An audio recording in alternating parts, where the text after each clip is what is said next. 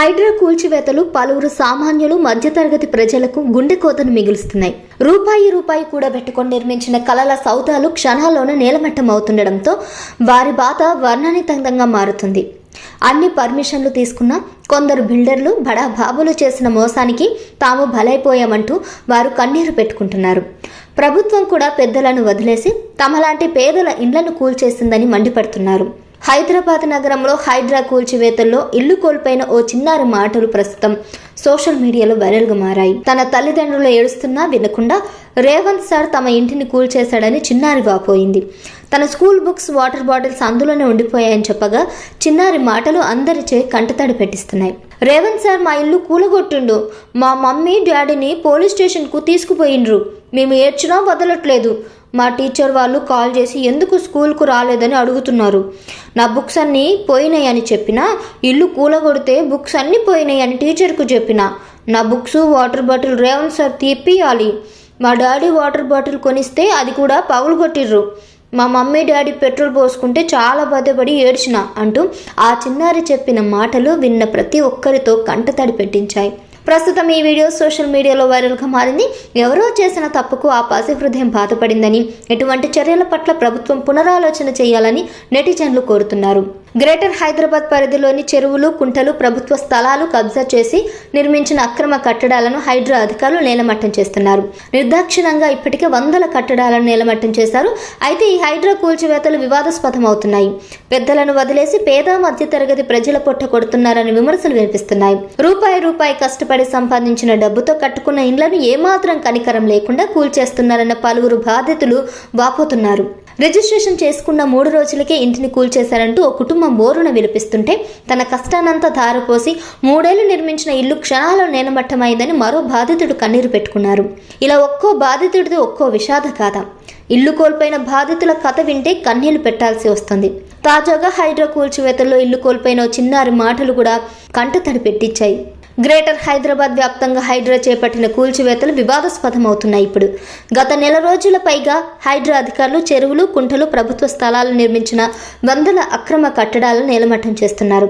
అయితే ఈ కూల్చివేతల్లో పెద్దల ఇండ్లను వదిలి మధ్యతరగతి వారు సామాన్యుల ఇండ్లను కూల్చేస్తున్నారనే ఆరోపణలు వస్తున్నాయి.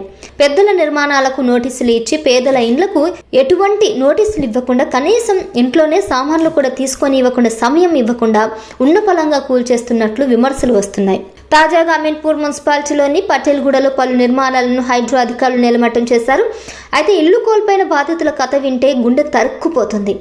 ఒక్కొక్కరిది ఒక్కో గాథ.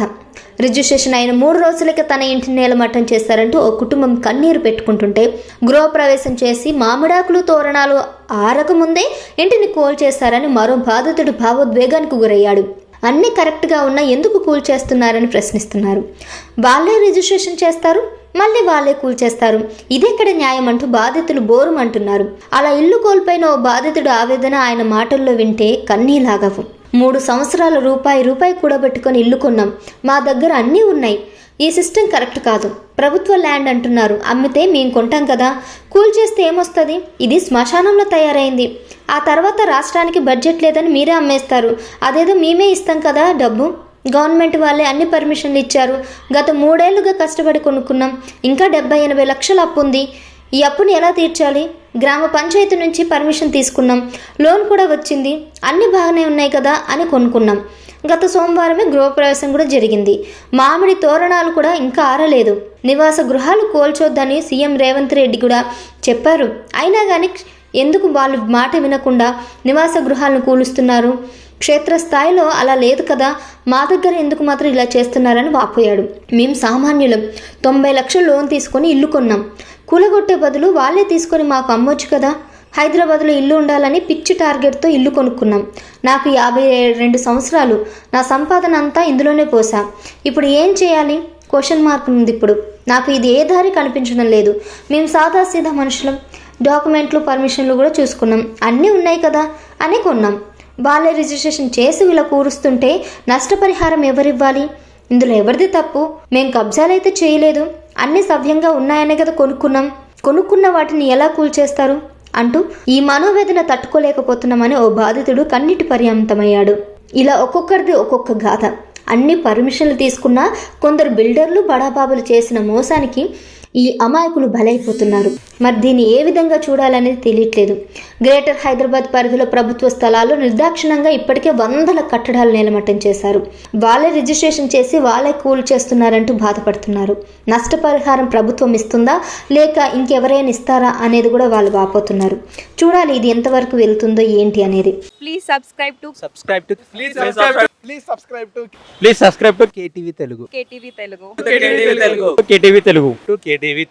KTV Telugu channel.